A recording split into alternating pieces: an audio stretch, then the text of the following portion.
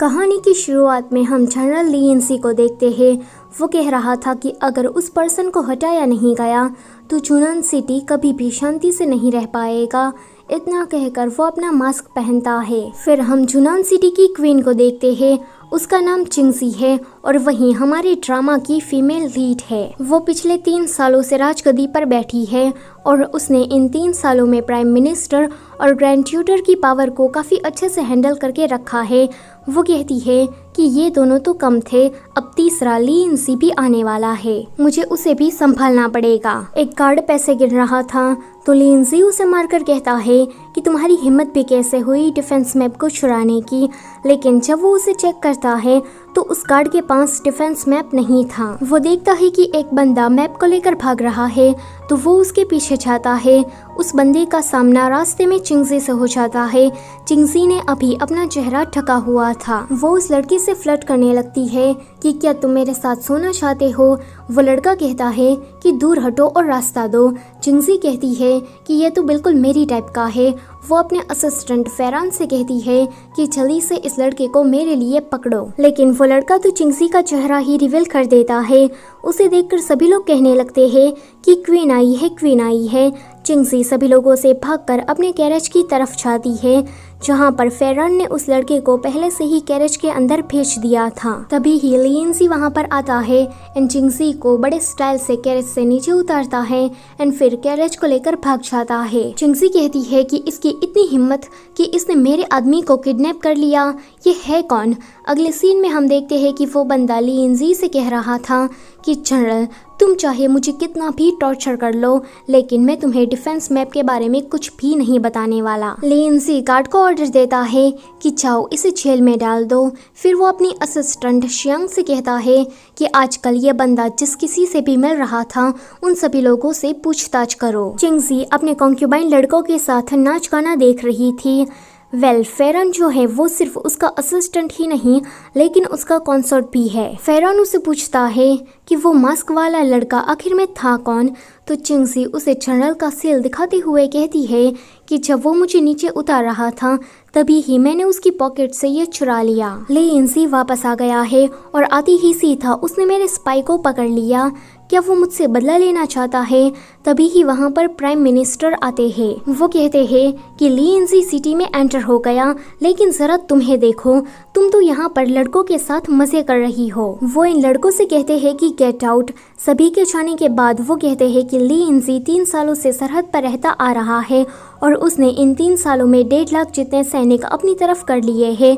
अब वो यहाँ पर तुम्हारी राजगद्दी को हासिल करने के लिए आ रहा है। चिंगजी कहती है कि ली इंसी मुझे मारकर थ्रोन हासिल करना चाहता है। ऐसी बात है तो आपको तो मेरी मदद करनी चाहिए ना। तो प्राइम मिनिस्टर कहते हैं कि हमें कोई वायलेंट कदम उठाना पड़ेगा। चिंगजी सोचती है कि ये बुढ़ा तो मेरे ही हाथों को खून से रंगना चाहता है ताकि वो बाद में मुझ पर इल्जाम लगा सके एंड राजगद्दी उसे मिल जाए। वो प्राइम मिनिस्टर को अपना खंजर देती हुए कहती है कि मैं इसमें भला क्या कर सकती हूँ, आपको ही ये सब कुछ करना होगा। प्राइम मिनिस्टर के जाने के बाद फेरान कहता है कि आप तो प्राइम मिनिस्टर और ली इंसी की फाइट कराना चाहती है ताकि बाद में आपको ही फायदा हो। वो कहती है कि हाँ। फिर वो सोचती है कि ये सभी लोग मेरे थ्रोन के पीछे पड़े हैं, मैं भी देखती हूँ कि ये लोग क्या कर पाते हैं। अगले सीन में फेरान पूछता है कि आखिर में इस ली इंसी का क्या मामला है।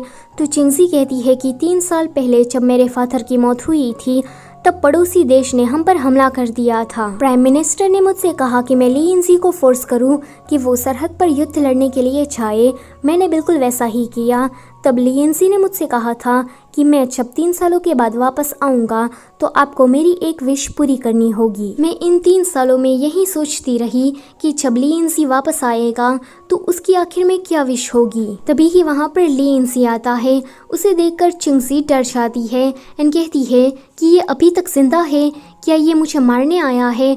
वो गिरने वाली थी लेकिन ली इंसी उसे बचा लेता है। वो कहती है कि अभी तक तुम क्या मरे नहीं, लेकिन वो बात को बदलते हुए कहती है कि मेरा मतलब है कि तुम्हें देखे हुए काफी टाइम हो गया। ली इंसी कहता है कि आप मुझे देखने के लिए मरी जा रही थी, या फिर मुझे ही मारने का प्लान बना रही थी, क्योंकि मेरे सिटी में एंटर होते ही कुछ असैसिन्स ने मुझ पर हमला कर दिया। जब मैंने उनसे पूछा तो उन लोगों ने बताया कि इस खंजर के मालिक ने हमें ऑर्डर दिया था। इसी खंजर का मालिक मुझे मारना चाहता है, तो आप इस बात की अच्छे से इन्वेस्टिगेशन करना। चिंगजी ये सुनकर थोड़ी शॉक हो जाती है, लेकिन अपने आप को कंट्रोल करते हुए कहती है कि तुमने अच्छा किया है, तो मैं तुम्हें बदले में कुछ देना चाहती हूँ। वो कहता है कि मुझे कुछ नहीं चाहिए, मैंने आपसे 3 साल पहले एक विश को मांगा था, तो आज आप मेरी वही विश को पूरा करिए। मैं आपका हस्बैंड बनना चाहता हूँ। वो कहती है कि क्या हस्बैंड? फेरान कहता है कि क्या आप उसे हरम में शामिल करने वाली है? चिंगजी कहती है कि अगर लीइंजी की शादी मुझसे हुई तो वो तो फिर किंग बन जाएगा। अगर ऐसे में वो मुझे मार देता है तो फिर राजगद्दी उसे मिल जाएगी, क्योंकि वो किंग है। वो तो परफेक्ट प्लानिंग करके आया है। फेरान कहता है कि मैं पॉइजन में एक्सपर्ट हूँ, अगर आप कहो तो मैं उसे जहर देकर टपका डालता हूँ। वो कहती है कि नहीं नहीं, मैं उससे शादी करूंगी। आगे फेरान चाहता है ग्रैंड ट्यूटर से मिलने के लिए। ग्रैंड ट्यूटर उसे कहते हैं कि लीइंजी को क्वीन से दूर रखना होगा। इतना कहकर वो फेरान को एक जहर की बोतल देते हैं। यहाँ चिंगजी शादी के कपड़ों को लेकर लीइंजी के पास गई थी। उसने इन कपड़ों में जहरीली सुइयों को छुपाया था। लीइंजी जल्दी से इस बात को नोटिस कर लेता है, इसीलिए वो उससे दूर होता है। इन सुइयां चिंगजी को ही लग जाती है। लीइंजी उसे कहता है कि आप इस शादी को लेकर इतना ज्यादा एक्साइटेड मत होइए, इसकी कोई जरूरत नहीं है। जहरीली सुई लगने के कारण चिंगजी कंटिन्यूसली हंसे जा रही थी। जब फेरान उसके पास आता है तो वो कहती है कि तुमने इसमें किस टाइप का जहर डाला था? तो वो कहता है कि हंसने वाला। शादी की सेरेमनी में लीइंजी बस हंसता ही रहता एंड उसका सबके सामने पोपट हो जाता। वो कहती है कि गधे कहीं के, जल्दी से मुझे एंटीडोट दे। आगे इन दोनों की शादी बिल्कुल शांति और पूरे रिचुअल्स के साथ हो जाती है। वेडिंग नाइट के दिन पर फेरान लीइंजी को वाइन सर्व करने के लिए आता है। उस वाइन को पीने के बाद वो बेहोश हो जाता है। थोड़ी देर के बाद वहाँ पर चिंगजी आती है। वो देखती है कि यहाँ पर तो एक नोट चिपकाया हुआ है और उसमें लिखा था कि जनरल किडनैप हो गए। वेल ये किडनैपिंग चिंगजी ने ही करवाई थी। जब चिंगजी के लोग लीइंजी को लेकर जा रहे थे तो कोई तीसरा ही पर्सन आकर उसे उठाकर ले जाता है। अगले दिन चिंगजी काफी दुखड़ा रो रही थी कि मेरा पति तो सुहाग रात के दिन ही किडनैप हो गया, अब मैं क्या करूं, उसे कहां ढूंढने जाऊं। प्राइम मिनिस्टर और ग्रैंड ट्यूटर दोनों ही उसके सामने खड़े थे। वो लोग कहते हैं कि फेरान भी कल रात से गायब है। चिंगजी ये सुनकर थोड़ा सरप्राइज होती है।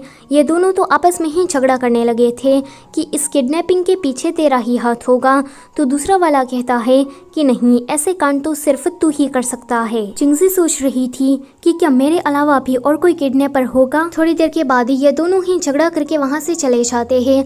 उन दोनों के जाने के बाद फेरान उसके पास आता है एंड कहता है कि योर मैजेस्टी, मुझे आपसे कुछ जरूरी बात करनी है। चिंगजी कहती है कि तुम चुप रहो, अभी के लिए तुम्हारे ऊपर जनरल की किडनैपिंग का आरोप लगा है। फेरान कहता है कि ग्रैंड ट्यूटर ने मुझे जहर देते हुए कहा था कि मैं लीइंजी को मार दूं, लेकिन मैंने ऐसा कुछ नहीं किया, उसके दिए हुए जहर को यूज नहीं किया। चिंगजी कहती है कि तुमने अच्छा किया। वो कहता है कि मुझे पता था कि बाद में ये इल्जाम आप पर ही लगता, इसीलिए मैंने अकेले ही खतरा उठाने की कोशिश की। मैं आपका वफादार हूँ, तो मैं आपको कभी धोखा नहीं दूंगा। थोड़ी देर के बाद वहाँ पर प्राइम मिनिस्टर आकर कहते हैं कि वो किडनैपर्स पैसे मांग रहे हैं। तो वो सोचती है कि आखिर में ये नया किडनैपर है कौन। वो कहती है कि जितने भी पैसे मांग रहे हैं हम वो उसे देंगे। प्राइम मिनिस्टर कहते हैं कि 10,000 गोल्डन टेल्स। ये सुनकर चिंगजी के पैरों से जमीन खिसक जाती है। वो कहती है कि इतने सारे पैसे मैं कहाँ से लाऊंगी। वो प्राइम मिनिस्टर और ग्रैंड ट्यूटर से पैसे उधार मांगती है। प्राइम मिनिस्टर कहते हैं कि ये सारे पैसे आपको खुद ही किडनैपर्स को देने के लिए जाना चाहिए। चिंगजी सोचती है कि ये बुढ़ा तो मुझे दलदल में फंसाना चाहता है और मेरे पास इस दलदल में फंसने के अलावा और कोई चारा भी तो नहीं है, लेकिन इन दोनों को ही मैं बाद में देख लूंगी। जब चिंगजी को पैसे मिल जाते हैं तो वो उन पर रैशिश होने का एक पाउडर छिड़क देती है। फिर वो उन किडनैपर्स के पास जाती है। सामने से लीइंजी आता है तो वो सोचती है कि ये तो लीइंजी है। लीइंजी ने क्या अपने आप को ही किडनैप करा लिया, पता नहीं उसके दिमाग में चल क्या रहा है। वो उसके सामने पैसे फेंक कर कहती है कि अब लीइंजी को छोड़ दो। वो कहता है कि तुम्हें वो मिल जाएगा। चिंगजी कहती है कि अगर लीइंजी को कुछ भी हुआ तो मैं तुम्हारे टुकड़े टुकड़े कर दूंगी। लीइंजी उसे कहता है कि मुझे मुझे पता नहीं था कि तुम अपने पति से इतना ज़्यादा प्यार करती हो। तो वो कहती है कि हाँ, वो हमारे स्टेट का हीरो है। लिंसी जैसे ही पैसे लेने के लिए आगे बढ़ता है तो वो चिंगजी के बिछाए हुए ट्रैप में फंस जाता है। चिंगजी कहती है कि ज़रा मैं भी देखूं कि तुम कैसे दिखते हो, लेकिन तभी ही एक हमलावर चिंगजी पर हमला करने के लिए आ जाता है। लिंसी कहता है कि तुम मुझे और भी ज़्यादा पैसे दो तो मैं तुम्हारी जान को बचा सकता हूँ। चिंगजी कहती है कि भाड़ में जाओ तुम। वो हमलावर उसे मारने के लिए आ रहा था तो लिंसी अपने आप को छुड़ाकर उस हमलावर की ऐसी की तैसी कर देता है। वो एक जनरल है, इसलिए ये सब कुछ तो उसके बाएं हाथ का खेल है, लेकिन वो देखता है कि चिंगजी अपने ही बिछाए हुए छाल में फंस गई है। अगले सीन में लिंसी नहा रहा था। चिंगजी को जब होश आता है तो वो चिल्लाने लगती है कि कोई बचाओ, लेकिन लिंसी उसे कहता है कि चिल्लाना बेकार है, यहाँ पर तुम्हें बचाने के लिए कोई नहीं आने वाला। चिंगजी को उस पर गुस्सा आता है एंड वो उसे मारने के लिए जा रही थी, लेकिन लिंसी उसकी आंखों को कवर कर लेता है ताकि वो उसका चेहरा ना देख पाए। ऐसे में ही ये दोनों काफी ज्यादा क्लोज आ जाते हैं। अगले सीन में चिंगजी कहती है कि तुम मुझे मारना चाहते हो तो जल्दी ये सब कुछ कर क्यों नहीं देते। लिंसी कहता है कि मुझे जो चीज चाहिए वो मुझे जब तक नहीं मिलती तब तक मैं तुम्हें नहीं मारूंगा। वो कहती है कि तुम्हें क्या चाहिए, पैसे या फिर मेरी बॉडी। वो कहता है कि तुम सपने देखना बंद करो। चिंगजी कहती है कि मुझे पता है कि तुमने लिंसी को नहीं मारा होगा क्योंकि तुम दिखने से ही अच्छे इंसान लगते हो। लिंसी के पास 1.5 लाख सैनिक है एंड अब तो वो चुनान सिटी का पावरफुल इंसान बन गया है। तो बताओ तुम किसकी साइड हो। मुझे पता है कि तुम्हें पहले से ही कोई कंट्रोल कर रहा है। वो प्राइम मिनिस्टर है, ग्रैंड ट्यूटर है या फिर खुद लिंसी है। वो कहता है कि तुम कुछ ज्यादा ही सोच रही हो। ऐसा कहते हुए वो आगे बढ़ रहा था एंड उसका पैर फिसलता है एंड इन दोनों में एक्सीडेंटल किस हो जाती है। चिंगजी कहती है कि फिर हम दोनों शुरू कर देते हैं। लिंसी उसे दूर होकर कहता है कि अगर तुमने कुछ भी बोला तो मैं तुम्हारी जबान को काट लूंगा। चिंगजी लिंसी का मास्क निकालना चाहती थी ताकि वो उसे एक्सपोज कर सके, लेकिन लिंसी तो पहले ही कमरे की लाइट को बुझा देता है। आगे वो चिंगजी को जाने देता है। चिंगजी जब महल की तरफ वापस लौटकर आ रही थी तो वो देखती है कि फेरान ने इन लोगों को बांध कर रखा है।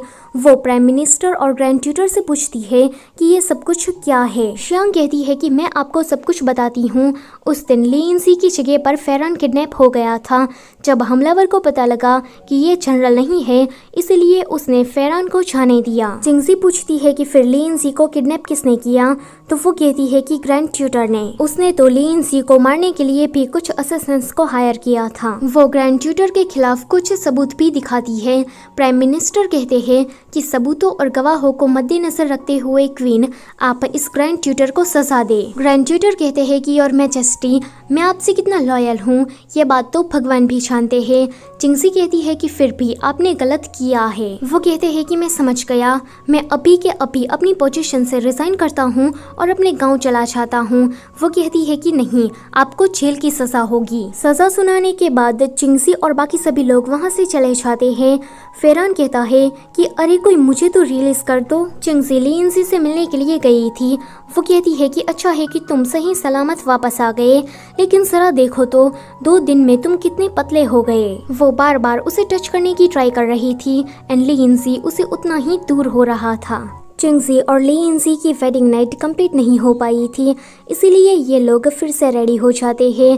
फेरान इनके पास वाइन लेकर आता है तो लिंसी को लगता है कि इसने फिर से कोई गड़बड़ की होगी, इसलिए वो दूसरा वाला ग्लास उठाता है एंड वो जो पहले वाला ग्लास था वो चिंगजी ड्रिंक कर लेती है। चिंगजी ऐसे एक्ट करती है जैसे उसे काफ़ी चढ़ गई है एंड वो लिंसी के साथ फ्लर्ट करना शुरू कर देती है। वो ऐसे ही फ्लर्ट करते हुए उसकी चेस्ट को खोलकर देखती है तो वहाँ पर एक निशान था। वो कहती है कि अच्छा तो तुम ही थे वो किडनैपर। वो कहता है कि हाँ मैं ही था, तो तुम क्या कर लोगी। वो जल्दी से फेरान को बुलाने लगती है तो फेरान वहाँ पर आता है। लिंसी उसे धीरे से कहता है कि सिर्फ फेरान और ग्रैंड ट्यूटर ही किडनैपिंग में शामिल नहीं थे, तीसरा भी कोई था। ये सुनकर वो चुप हो जाती है एंड फेरान वहाँ से चला जाता है। अगले सीन में लिंसी ने चिंगजी को कुछ इस तरह से बांध कर रखा था तो वो उस पर चलाते हुए कहती है कि तुम्हारे पास 1.5 लाख सैनिक हैं, तो तुम मुझे धमकाओगे और मुझे शांति से सोने भी नहीं दोगे। वो कहता है कि ये तो अच्छी बात है कि मेरे पास 1.5 लाख सैनिक है, इसलिए तो मैं तुम्हारा हस्बैंड बन पाया। वो कहती है कि तुम्हें क्या राजगद्दी चाहिए? तो वो कहता है कि नहीं, मुझे सिर्फ तुम्हारा हस्बैंड बने रहने दो। वो कहती है कि मैं क्वीन हूँ और तुम मेरे हस्बैंड हो, तो तुम मुझे इस तरह से नहीं बांध कर रख सकते, जल्दी से मुझे छोड़ो। वो मना करता है तो वो बड़े प्यार से कहती है कि इंसी, मैं तुम्हारे साथ फ्लर्ट नहीं करूंगी, प्लीज मुझे जाने दो। अगली सुबह वो दोनों कुछ इस तरह से सोए हुए थे। ली इंसी जल्दी से चिंगजी से दूर होता है। वो यहाँ पर काफी शाय फील कर रहा था। तो चिंगजी कहती है कि क्या तुमने ये सब कुछ पहली बार एक्सपीरियंस किया है? लेकिन कोई बात नहीं, मैं तुम्हें धीरे धीरे सब कुछ सिखा दूंगी। ली इंसी उसे पकड़कर कहता है कि ये तो आने वाला वक्त ही बताएगा कि असली टीचर है कौन। अगले सीन में चिंगजी अपने पैलेस में थी। फेरान उसके पास आकर कहता है कि आपको किंग ने फ्लावर देखने के लिए बुलाया है। वो सोचती है कि ये फ्लावर देखने के बहाने मुझे टपका देना तो नहीं चाहता ना।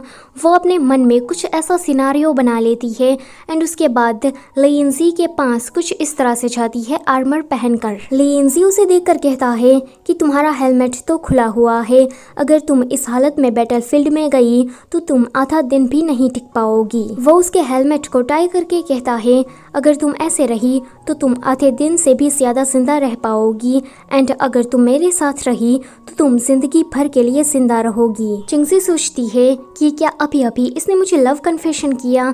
वो जाते हुए भी इसके बारे में ही सोच रही थी एंड कहती है कि लिंजी तो मुझे पसंद करता है। लेकिन फेरान आकर कहता है कि लिंजी ने सारे मंत्रियों को इकट्ठा किया है एंड वो सभी लोग तुमसे पैसे मांग रहे हैं। चिंगजी कहती है कि हार्टलेस आदमी, अब तो मैं तुझे नहीं छोड़ूंगी। वो लिंजी के पास आकर कहती है कि वो सारे पैसे मैंने तुम्हें छुड़ाने के लिए उधार मांगे थे, तुम्हें पता है ना। वो कहता है कि हाँ मुझे पता है। चिंगजी कहती है कि अगर तुम्हें पता ही था तो फिर तुमने मेरे साथ ऐसा क्यों किया? तुम जानते हो ना कि मेरे पास पैसे बिल्कुल भी नहीं है। लेकिन जरा रुको, वो किडनैपर तो तुम ही थे, इसका मतलब ये है कि वो सारे पैसे भी तुम्हारे पास ही होंगे, तो जल्दी से उन पैसों को मुझे लौटा दो। लिंजी कहता है कि नहीं दूंगा। अगर किडनैपिंग का पूरा सच सबके सामने आ गया तो फिर क्या होगा? चिंगजी कहती है कि इसकी तो मुझे तो इसे मार डालने का मन कर रहा है। आगे चिंगजी लिंजी के पास आकर कहती है कि तुम मेरे ही मेंशन में रहते हो, तो तुम्हें चाय पीने के, बैठने के, घूमने के, फ्लावर देखने के सभी के पैसे तुम्हें मुझे देने पड़ेंगे। तो वो कहता है कि वाइफ, मैं तो तुम्हारा हस्बैंड हूँ ना, हम दोनों तो कपल है। वो कहती है कि नहीं, हम दोनों सिर्फ नाम के कपल है। लिंजी कहता है कि हमारी शादी काफी जल्दी जल्दी में हुई, इसलिए मैं तुम्हें डावरी नहीं दे पाया, लेकिन अब तो दे सकता हूँ ना। ये सुनकर वो जाती है बाहर। इतने सारे बॉक्सेस को देखकर वो काफी ज्यादा खुश हो जाती है, मतलब वो तो हवा में ही उड़ने लगती है। चिंगजी को तो लग रहा था कि इसमें बहुत सारा पैसा, गहने वगैरह होगा, लेकिन जब वो उन बॉक्सेस को खोलकर देखती है तो उसमें तो हथियार थे। वो कहती है कि ये लिंजी मुझे हथियार देकर क्या डराना चाहता है, लेकिन लिंजी उसे कहता है कि मेरा कोई ऐसा इंटेंशन नहीं था।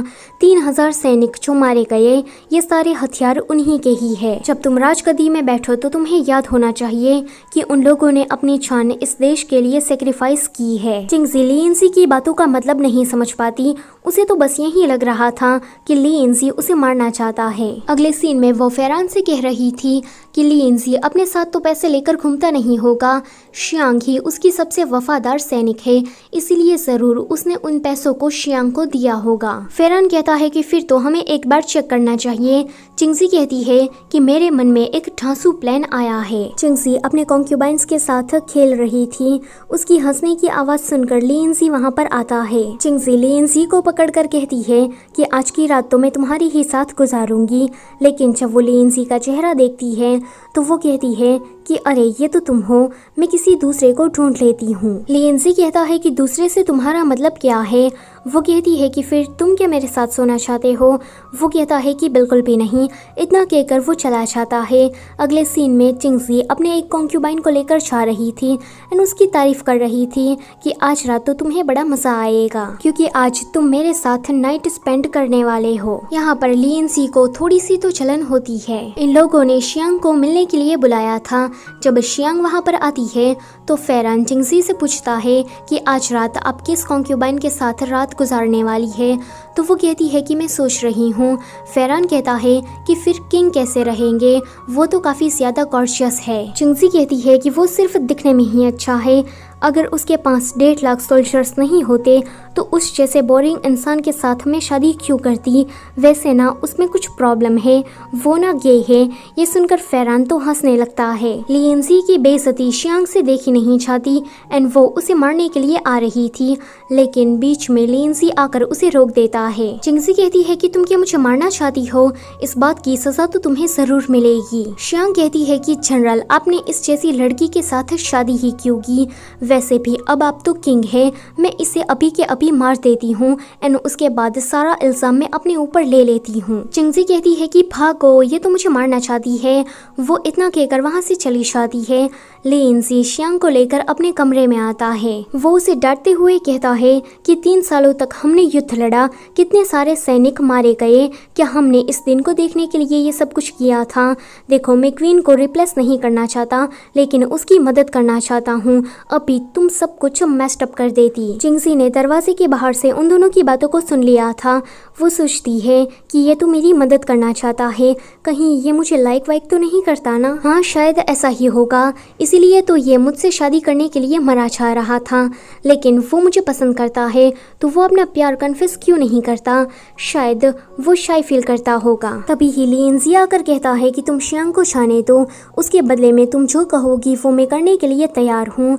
वो कहती है कि ठीक है फिर। अगले सीन में चिंगजी लिएंजी के साथ कुछ ज्यादा ही चिपक रही थी एंड लिएंजी उसे उतना ही दूर हो रहा था, क्योंकि चिंगजी के क्लोज आने पर वो थोड़ा अनकंफर्टेबल फील कर रहा था। चिंगजी तो उसके साथ सोना चाहती थी, लेकिन लिएंजी उसे मना कर देता है। वो सोचती है कि लगता है कि ये अभी भी शर्मा रहा है। आगे वो फैरान के साथ पैसों को ढूंढने के लिए शियांग के घर पर जाती है।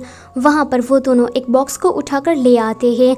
फिर हमें पता लगता है कि वो जो पैसे थे वो तो उसी घर में रह गए एंड ये तो कोई और ही बक्सा उठा लाए। दूर से ही एक बंदा उन दोनों पर नजर रखे हुए था।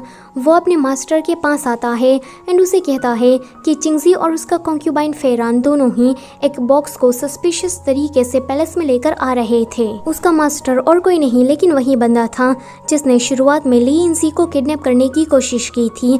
वो लड़का कहता है कि इसका मतलब ये है कि मेरे डैड ने सच में मेरे लिए कोई विल छोड़कर रखा है। वो अपने आदमी को ऑर्डर देता है कि मुझे वो विल किसी भी कीमत पर चाहिए। चिंगजी ड्रंक होकर लिएंजी के पास आती है एंड उसके ही बेड पर सो जाती है। लिएंजी उसे काफी मना भी करता है, लेकिन वो तो नहीं उठती। लिएंजी उसके पास आकर बेड में से खंजर निकालता है तो इसे देखकर चिंगजी डर जाती है।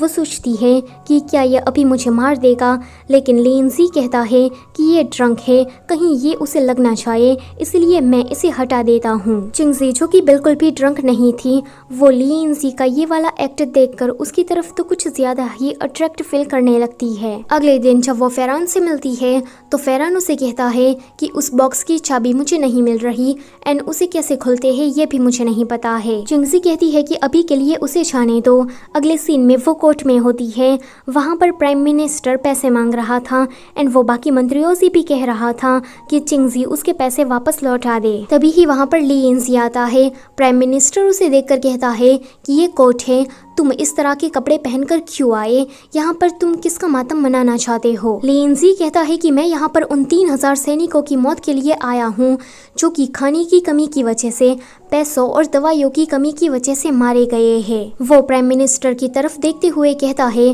कि आपको ये बात एक्सप्लेन करनी होगी कि आपने टाइम पर सप्लाईज क्यों नहीं पहुँचाए, आपकी ही वजह से वो लोग मारे गए। प्राइम मिनिस्टर कहता है कि क्वीन, आप तो अपने कॉन्क्यूबाइन पर बहुत सारे पैसे खर्च करती है, तो आप इसके बारे में क्या कहेगी? ये सुनकर चिंगजी कहती है कि प्राइम मिनिस्टर, आपने भी बहुत सारे टैक्सेस नहीं भरे हैं, आप मेरे अंकल हैं, इसलिए मैंने आपसे ज्यादा कुछ नहीं कहा, लेकिन अब मुझे इन सारी बातों की एक्सप्लेनेशन चाहिए। लिएंजी कहता है कि मुझे इन्वेस्टिगेशन करने दे, तो वो कहती है कि मैं तुम्हें इसके लिए अथॉरिटी देती हूँ। प्राइम मिनिस्टर लिएंजी से कहते हैं कि तुम सिर्फ हरम को ही संभालो ना, ये सारे पॉलिटिकल काम तुम्हारे बस का नहीं है। तो लिएंजी कहता है कि फिर भी मुझे ये करना है। प्राइम मिनिस्टर काफ़ी परेशान थे। उसके पास ये सस्पिशियस इंसान आता है तो प्राइम मिनिस्टर उसे ग्रीट करते हैं एंड उसके साथ काफ़ी इज्जत से बात कर रहे थे। वो अपना दुखड़ा सुनाते हुए कहते हैं कि अब मैं क्या करूँ, ये ली एनसी तो मेरा सारा काला चिट्ठा खोल देगा। तो ये पर्सन कहता है कि चिंगजी तो बेवकूफ़ है, हमें चिंगजी और ली एनसी दोनों को ही कहीं बाहर भेजना होगा। वो दोनों रोमांस करने में बिजी रह जाएंगे और यहाँ पर हम सारे सबूतों को मिटा देंगे एंड सब कुछ सेटल कर देंगे। प्राइम मिनिस्टर कहते हैं कि ये तो काफ़ी अच्छा आइडिया है। वो सीधा चिंगजी के पास जाकर उसे मस्का लगाने लगते हैं कि तुम तो काफ़ी अच्छी क्वीन हो, जब से तुम राजगद्दी में बैठी हो तब से ही हमारे राज्य में काफ़ी शांति है। तुमने बहुत काम कर लिया, अब तुम्हें रेस्ट करने की ज़रूरत है। तुम्हारी शादी अभी ही जनरल से हुई है, तो मेरे ख्याल से तुम दोनों को 1 या 2 महीने के लिए किसी अच्छी सी जगह पर चले जाना चाहिए। चिंगजी कहती है कि आप तो हनीमून की बात कर रहे हो ना, मुझे ये आपका सुझाव काफ़ी ज़्यादा अच्छा लगा। प्राइम मिनिस्टर के वहाँ से जाने के बाद वो सोचती है कि ये मुझे दूर भेजकर मेरे पीठ पीछे जरूर कुछ तो करना चाहता है। चिंगजी ली एनसी के पास जाकर कहती है कि अंकल ने मुझे आइडिया दिया कि हम दोनों को हनीमून पर जाना चाहिए। मुझे तो ये आइडिया काफ़ी ज़्यादा अच्छा लगा, तुम क्या सोचते हो? वो मना करता है तो चिंगजी तो उसके पीछे ही पड़ जाती है कि तुम्हें मेरे साथ हनीमून पर आना होगा। वो कहता है कि तुम इतना इंसिस्ट कर ही रही हो तो ठीक है, लेकिन अभी मैं डिफेंस मैप बना रहा हूँ क्योंकि वो चोरी हो गया है। चिंगजी कहती है कि मुझे इसके बारे में थोड़ा नॉलेज है, तो मैं तुम्हारी मदद कर देती हूँ। इतना कहकर वो बहुत सारे मैप्स लेकर आती है। ली एनसी जब उन मैप को खोलकर देखता है तो उसमें तो एक लड़के की एप्स वाली फोटो थी। वो कहता है कि अच्छा, तो तुम ये सब कुछ भी देखती हो? चिंगजी कहती है कि रुको मैं तुम्हें समझाती हूँ। वो कहता है कि ज़रूरत नहीं है। अगले सीन में ली एनसी कहीं जा रहा था तो ये दोनों ही उसका पीछा करने लगते हैं। ली एनसी शियांग के पास गया था। शियांग उसे कहती है कि आपने जैसा कहा था हमने बिल्कुल वैसा ही किया, उस आदमी पर नजर रखी। वो इंसान प्राइम मिनिस्टर के मेंशन में घुस गया है और जब हमने उस पर नजर रखने की कोशिश की तो प्राइम मिनिस्टर के मेंशन से कुछ तीर आए जो कि हमारे सोल्जर्स को लग गए, लेकिन लकीली कोई भी मरा नहीं। ली एनसी उन 3 घायल सैनिकों को लेकर जा रहा था। यहाँ पर प्राइम मिनिस्टर के मेंशन में जो हमला हुआ था, इस वजह से गेट पर हल्ला मचा था। ली एनसी और शियांग सोचते हैं कि अगर हम इस हालत में इन 3 सैनिकों को लेकर वहां गए तो हम तो एक्सपोज हो जाएंगे, इन सभी को पता लग जाएगा कि प्राइम मिनिस्टर पर हमला हमने ही किया है। तभी ही प्राइम मिनिस्टर के गार्ड उन्हें देख लेते हैं। वो लोग बस उन्हें पकड़ने ही वाले थे कि तभी ही वहां पर चिंगजी आती है। वो ली एनसी के 3 गार्ड को देखकर कहती है कि मुझे ये आदमी अपने लिए चाहिए। प्राइम मिनिस्टर के लोग कहते हैं कि लेकिन इसने तो प्राइम मिनिस्टर पर हमला किया है। तो चिंगजी कहती है कि तुम क्या मेरे खिलाफ जाना चाहते हो? अगर तुमने मुझे रोका तो इसका अंजाम बहुत ही ज्यादा बुरा होगा। प्राइम मिनिस्टर का वो बंदा कहता है कि एक तो खांस रहा है, मरने भी वाला है, फिर भी आपको ये बंदा अपने लिए चाहिए। वो कहती है कि हाँ, मुझे तो वीक मैन बहुत ही ज्यादा पसंद है, वो काफी अच्छे होते हैं। वैसे तुम कब से बड़बड़ कर रहे हो, क्या तुम्हें भी आना है? वो कहता है कि नहीं नहीं, मैं तो प्राइम मिनिस्टर का आदमी हूँ, मैं तुम्हारे साथ नहीं जा सकता। फिर चिंगजी ली एनसी को लेकर गैरेज में बैठ जाती है एंड ये लोग वहाँ से चले जाते हैं। अगले सीन में ली एनसी चिंगजी से पूछ रहा था कि तुम वहाँ पर अचानक से क्यों आ गई? तो वो कहती है कि देखो, मैं तुम्हें स्टॉक नहीं कर रही थी, मैं तो बस हनीमून का रूट चेक करने के लिए गई थी, तभी ही मैंने तुम्हें वहाँ देख लिया। तुम प्राइम मिनिस्टर के खिलाफ चले गए थे, इसके बारे में मैं तुमसे कोई भी सवाल जवाब नहीं पूछना चाहती हूँ।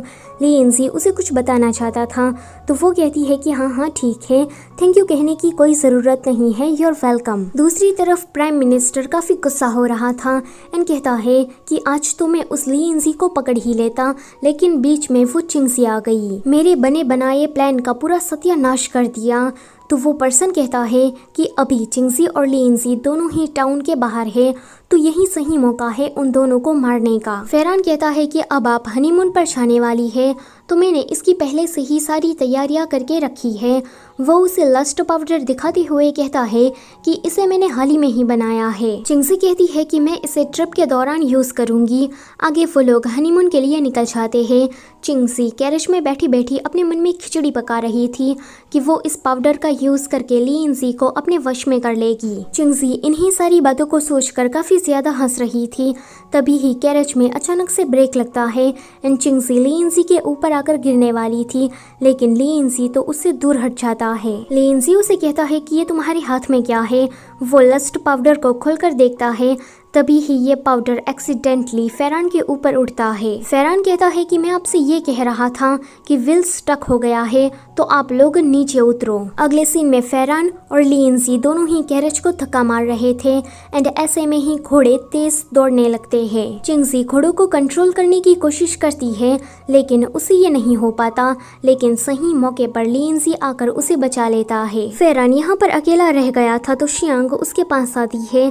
लिंजी चिंगजी को लेकर किसी पुरानी झोपड़ी जैसी जगह पर आया था। चिंगजी तो यहाँ पर भी बाज नहीं आती। वो सोचती है कि लिंजी मुझे ऐसी जगह पर क्यों लाया होगा, शायद वो मेरे साथ रोमांस करना चाहता है, इसीलिए। वो तो उसके मन में बहुत सारे ख्याली पुलाव सोचने लगती है, लेकिन असल में जब वो यह सब कुछ करने के लिए चाहती है तो लिंजी उसे दूर हो जाता है। यहाँ शियांग फेरान से पूछती है कि उस टाइम पर तुम दोनों हमारा पीछा करते करते ही आ गए थे ना।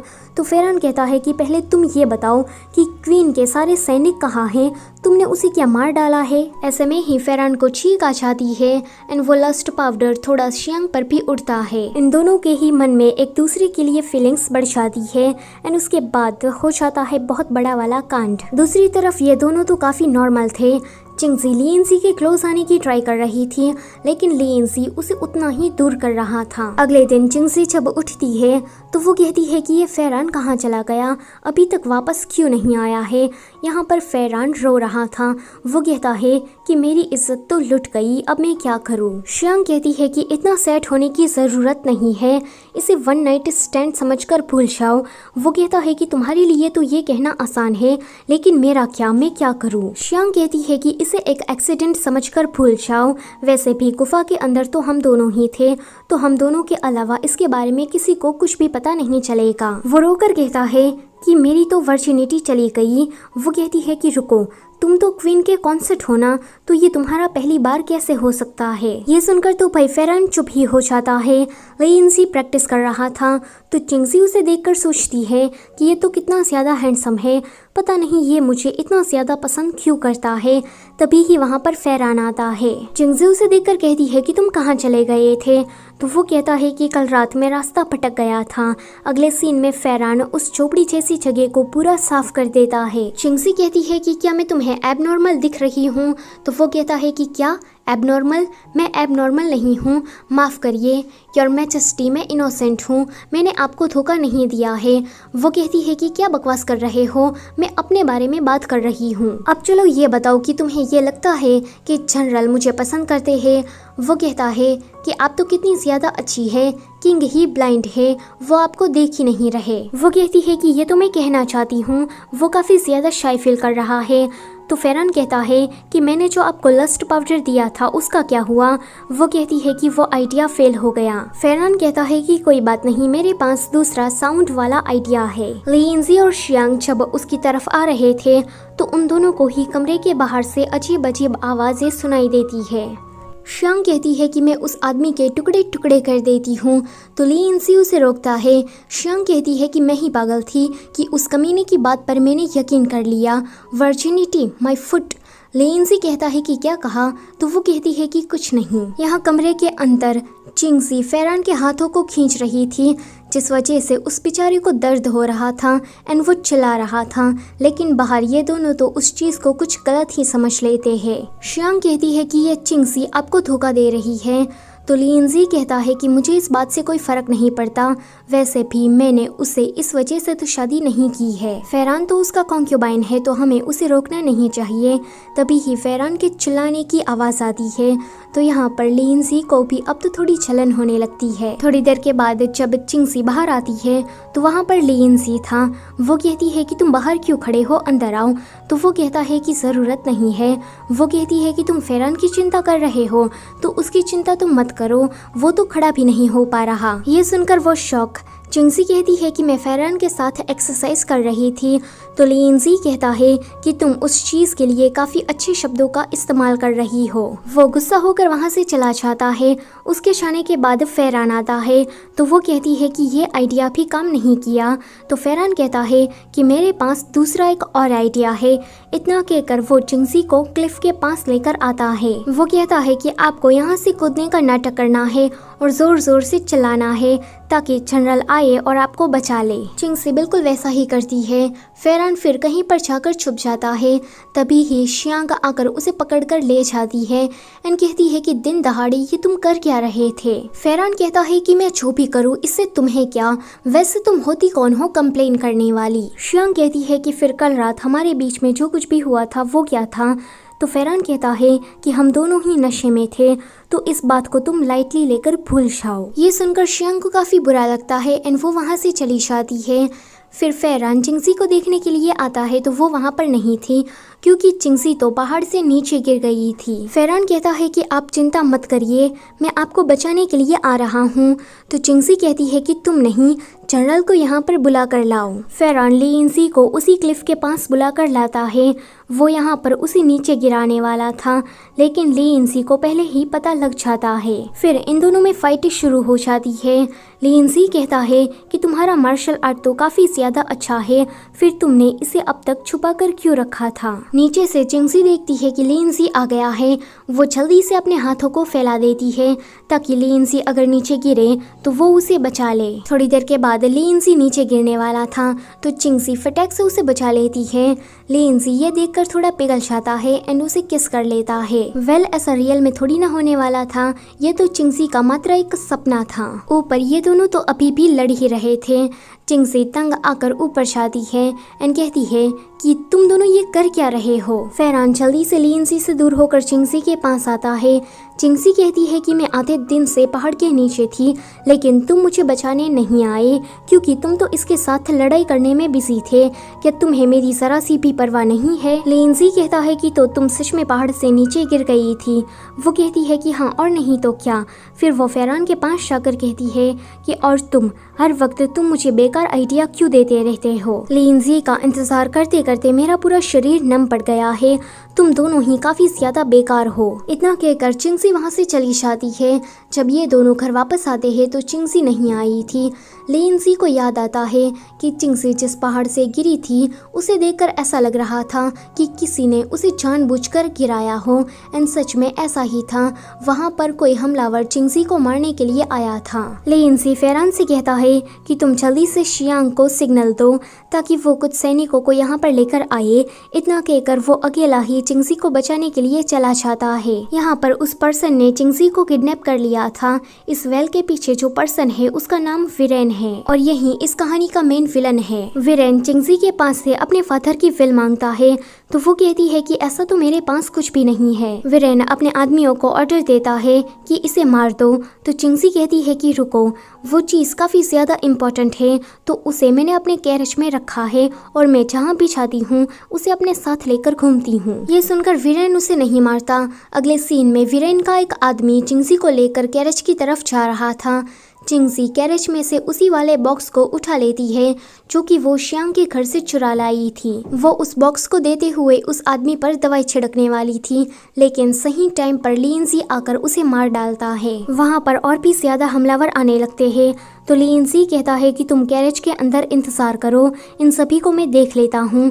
थोड़ी देर के बाद लिंजी जब सभी का खात्मा करके वापस आता है तो उसे भी थोड़ी चोट लग गई थी। चिंगजी तो यहाँ पर बहुत ही ज्यादा पैनिक हो जाती है लेकिन लिंजी देखता है कि वीरेन उसके कुछ आदमियों के साथ उसके ही कैरेज के सामने खड़ा है, इसलिए उन लोगों को कैरेज छोड़कर वहाँ से भागना पड़ता है। वीरेन के आदमी उसे पकड़ने के लिए जा रहे थे तो वीरेन कहता है कि उन्हें जाने दो, पहले कैरेज को चेक करो। चिंगजी लिंजी को लेकर एक गुफा में आती है। लिंजी बेहोश होने से पहले उसे अपना एक टोकन दे देता है। चिंगजी कहती है कि मुझे ये नहीं लेकिन तुम चाहिए। फिर वो सोचती है कि यहाँ पर डॉक्टर तो नहीं आ सकता, इसलिए मुझे ही कुछ करना पड़ेगा। अगले सीन में चिंगजी ने लिंजी की पट्टी कर दी थी। लिंजी को काफ़ी ठंड लग रही थी तो वो उसे अपना बॉडी फॉर्म देती है। अगले दिन शियांग उन्हें लेने के लिए आती है। आगे वो सभी लोग कैपिटल वापस आ जाते हैं। चिंगजी फेरान के साथ बात कर रही थी, तभी ही वहाँ पर लीएनसी आता है। उसने डॉक्टर के पास से अपना इलाज करवा लिया था। चिंगजी कहती है कि जिस इंसान ने मुझे किडनैप करवाया था मैं उसे नहीं जानती, मैंने तो आज से पहले उसे देखा तक नहीं। तो लीएनसी कहता है कि मुझे ऐसा लगता है कि उस इंसान को गैरेज में से कुछ चाहिए था। ये सुनकर चिंगजी फेरान को जल्दी से उस बॉक्स को ढूंढने को कहती है। चिंगजी कहती है कि जब तुम्हें चोट लगी थी तो पता है कि मैं कितना ज्यादा डर गई थी। मुझे तो लगा था कि मैं विधवा ही बन जाऊंगी, ऊपर से हमने तो अभी तक कुछ किया भी नहीं। चिंगजी उसके साथ कुछ करने के लिए चाहती उससे पहले ही लीएनसी को जहाँ पर चोट लगी थी वहाँ पर दर्द होना शुरू हो जाता है। तो चिंगजी कहती है कि मैं वादा करती हूँ कि जब तक तुम ठीक नहीं हो जाते तब तक मैं तुम्हारे साथ फ्लर्ट नहीं करूंगी। लीएनसी कहता है कि तुम धरकी और प्ले गर्ल हो या फिर ऐसा बस नाटक करती हो, मुझे तो कुछ भी समझ में नहीं आ रहा। तो वो कहती है कि मुझे सच में तुम्हें जानना है। जब तुम यहाँ पर पहली बार आए तो तुमने टाइटल और रैंक नहीं मांगा, सीधा ये कहा कि तुम्हें मुझसे शादी करनी है। शादी के बाद तुमने मेरी काफ़ी मदद की, मुझे बुरे लोगों से बचाया। मुझे पता लग गया है कि तुम मुझे लेकर क्या फील करते हो। वो उसे किस करने के लिए आगे बढ़ रही थी। इस बार तो लीएनसी भी अपनी आंखें बंद कर लेता है, लेकिन चिंगजी को याद आता है कि उसने तो अभी वादा किया है, इसलिए वो वहाँ से चली जाती है। लीएनसी कहता है कि पता नहीं कि मेरा दिल इतना फास्ट बीट क्यों कर रहा है। फेरान गैरेज में से उस बॉक्स को ढूंढने के लिए जा रहा था तो सामने शियांग खड़ी थी। वो उसके साथ थोड़ी बहस करने के बाद गैरेज में घुस जाता है। वहाँ पर उसे वो बॉक्स तो नहीं मिलता, लेकिन लस्ट पाउडर जरूर मिल जाता है। वो शियांग को गैरेज में बुलाता है एंड उसके ऊपर जैसे ही वो पाउडर छिड़कने वाला था तो हवा के झोंके के कारण आधा पाउडर उस पर भी उड़ जाता है। फिर होना क्या था, इन दोनों के बीच में फिर से एक कांड हो जाता है। चिंगजी सोच रही थी कि ये फेरान अभी तक बॉक्स लेकर वापस क्यों नहीं आया। जब वो उसे गैरेज की तरफ देखने के लिए जाती है तो वो ये नज़ारा देखकर काफ़ी ज़्यादा शॉक हो जाती है। वो उन दोनों को डांटने ही वाली थी, लेकिन फेरान खड़ा होकर कहता है कि हम दोनों सिर्फ साथ में सोए ही थे, तो इसमें हमने क्या गलत कर दिया। हम दोनों इस बात को भूल गए हैं, तो आप भी इस बात को ज़्यादा मत खींचिए। वो इतने कॉन्फिडेंस के साथ चिंगजी के सामने बात करता है कि चिंगजी उसे कहती है कि अब तो तुम भी मुझसे ज़बान लड़ाने लगे, लेकिन याद रखना आगे से ऐसा कुछ भी नहीं होना चाहिए। चिंगजी के जाने के बाद शियांग कहती है कि तुम तो उसके कॉन्सर्ट हो, फिर भी उन्होंने हमें सज़ा नहीं दी। ये क्या इतना ज़्यादा आसान था? तो वो कहता है कि तुम जैसा समझ रही हो वैसे मैं और चिंगजी बिल्कुल भी नहीं है। यहाँ पर फेरान उस बॉक्स को खोलने की काफ़ी ट्राई करता है, लेकिन वो बॉक्स उसे खुल ही नहीं रहा था। अगले दिन शियांग फेरान के पास आकर कहती है कि क्या तुम्हें कल रात क्वीन ने सज़ा दी थी? तो वो कहता है कि नहीं। शियांग कहती है कि यह तो अच्छी बात है, आज तुम काफ़ी ज़्यादा अच्छे लग रहे हो। तो वो कहता है कि मैं तो बचपन से ही काफ़ी हैंडसम हूँ। शियांग उसे पूछती है कि उस रात हमारे बीच में सच में कुछ हुआ था? वो कहता है कि हाँ, और तुम क्या ही एक्सपेक्ट कर सकती हो। शियांग काफ़ी शर्मा कर उससे बात कर रही थी।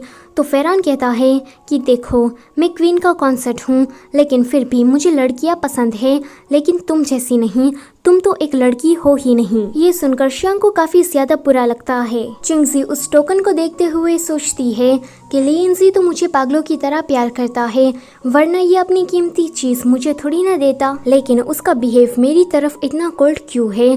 वहाँ से एक लड़की गुजरती है तो चिंगजी उसके पीछे जाती है। वो फेरान से पूछती है कि क्या तुमने यहाँ पर किसी खूबसूरत बला को गुजरते हुए देखा? तो वो कहता है कि हाँ, वो किंग के रूम की तरफ गई है। चिंगजी कहती है कि इसका मतलब ये है कि वो लड़की उसकी मिस्ट्रेस थी।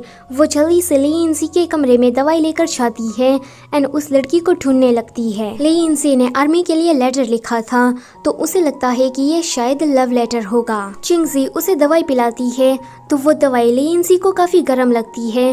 तो चिंगजी कहती है कि क्यों ना मैं तुम्हें माउथ टू माउथ पिला दूं। वो कहता है कि नहीं। चिंगजी की नज़र तभी ही एक कड़े पर जाती है तो लीएनसी कहता है कि ये मेरा नहीं है, यहाँ पर जो पहले रहता होगा उसका होगा। चिंगजी को रात में भी चैन नहीं पड़ता, इसलिए वो फेरान के साथ मिलकर लीएनसी पर दूर से ही नजर रख रही थी। लीएनसी बाहर उस लड़की को लेटर देने के लिए जाता है तो चिंगजी कहती है कि ये उसे लव लेटर दे रहा है। फेरान कहता है कि ये लड़की तो बिल्कुल शियांग जैसी है। चिंगजी कहती है कि हाँ, इसलिए ये मुझे अपने आप को टच करने नहीं दे रहा था। फेरान कहता है कि उसके पास मैं तो था, अब क्या उसे और ज्यादा चाहिए। चिंगजी कहती है कि वो दोनों मेरी नाक के नीचे डेटिंग करते रहे और मुझे कुछ पता भी नहीं चला।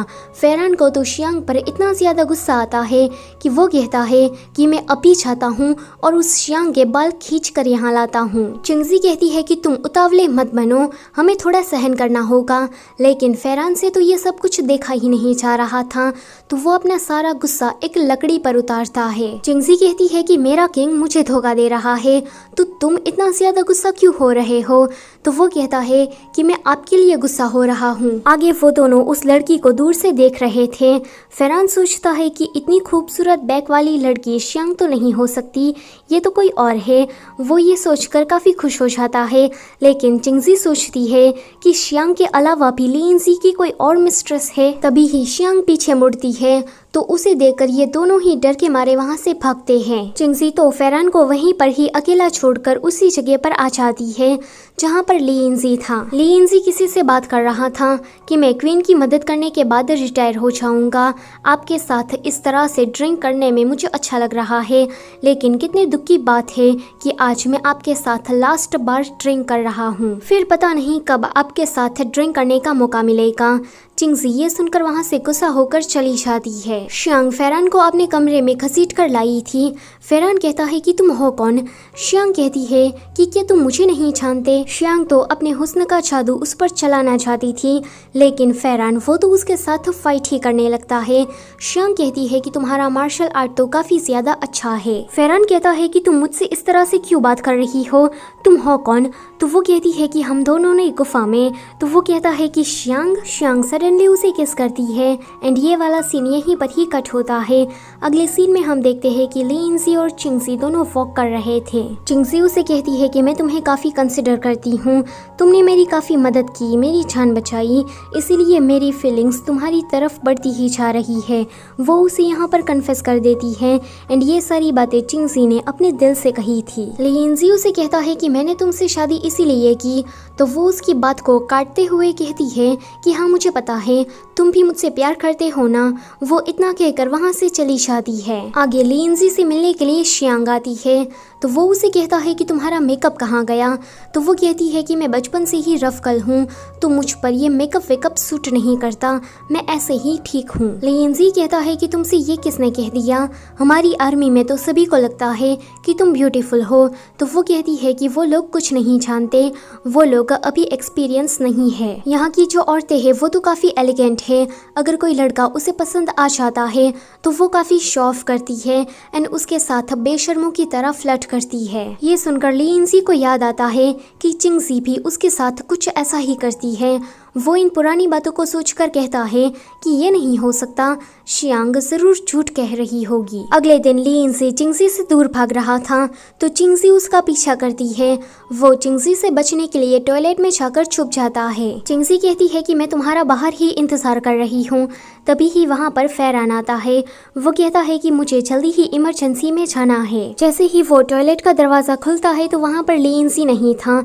चिंगजी को ये देखकर लियनजी पर काफी ज्यादा गुस्सा आता है। वीरेन ने उस बॉक्स को खुलवा दिया था, उसमें एक लेटर रखा हुआ था एंड उस लेटर को पढ़कर पता नहीं क्यों वीरेन को काफी ज्यादा गुस्सा आता है। फिर हम इन दोनों को देखते हैं। आज वैलेंटाइंस का दिन था, इसीलिए मार्केट में ये दोनों घूमने गए थे। चिंगजी कहती है कि बाकी सभी लोगों की तरह इस पेड़ पर हम भी अपना लव टोकन लगाते हैं।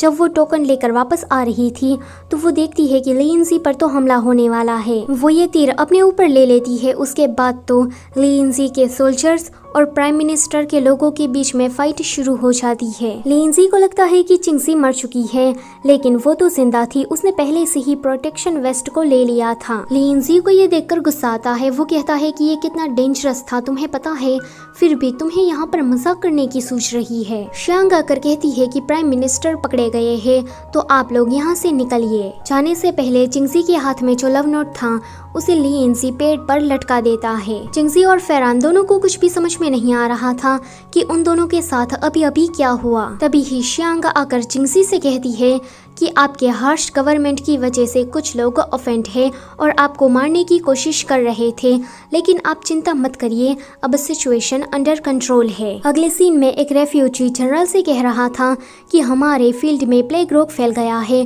ऊपर से इस चिंगजी ने टैक्स को भी बढ़वा दिया, अब हम करें तो करें क्या। हमें उस पर इतना ज्यादा गुस्सा आया कि हमने उसे मारने की कोशिश की। लिंजी कहता है कि आधे महीने पहले फंड तो भेजा था, फिर वो कहाँ गया। चिंगजी उसे धीरे से कहती है कि खजाना तो खाली है, मैंने इन लोगों को कुछ भी नहीं भेजा है।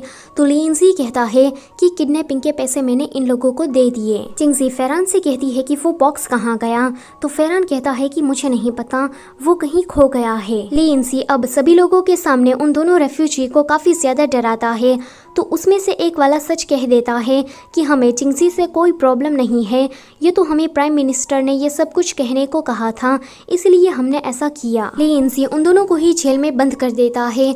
चिंगजी ये सारा नज़ारा देखकर एक बात तो समझ गई थी, वो लिंजी से पूछती है कि ये सब कुछ क्या था। लिंजी कहता है कि हमने हमारे हनीमून के दौरान प्राइम मिनिस्टर को पकड़ने का एक प्लान बनाया था और ये प्लान काम भी कर गया।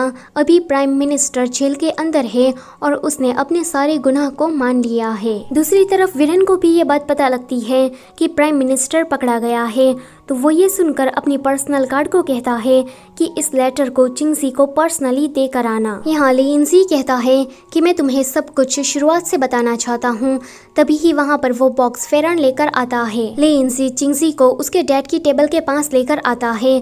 चिंगजी कहती है कि अच्छा, तो उस दिन तुम मेरे डैड के साथ बात कर रहे थे। लिंजी कहता है कि तुम्हारे डैड ने काफी ऑर्फन्स को बचाया और उन अनाथों में से मैं भी एक हूँ। चिंगजी जल्दी से उस बॉक्स को खोलकर देखती है तो उसमें उसके डैड की विल थी। वो कहती है कि अब तुम्हें कुछ भी कहने की जरूरत नहीं है, मैं सब कुछ समझ गई हूँ, तुम मुझसे कोई प्यार व्यार नहीं करते, तुम मेरे डैड के कहने पर मुझे प्रोटेक्ट कर रहे हो और शादी भी तुमने मुझे बचाने के लिए ही की थी। वो कहता है कि हाँ, फिर वो उसे माफी मांगता है, लेकिन चिंगजी उसे उस पर काफी गुस्सा आ रहा था। लिंजी अपने कपड़े उतार लेता है तो वो सोचती है कि अच्छा, तो इसे अब समझ में आ ही गया है कि क्या करना है।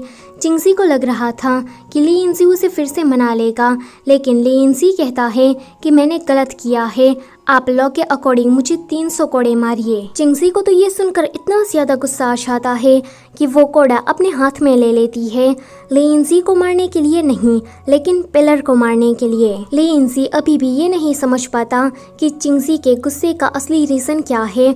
उसे तो बस यही लग रहा था कि उसने उससे झूठ कहा, सच को छुपाया, इसलिए वो उससे नाराज है। फेरान कहता है कि अब आप बस भी करिए, तो वो कहती है कि बंकेट की तैयारियां करो।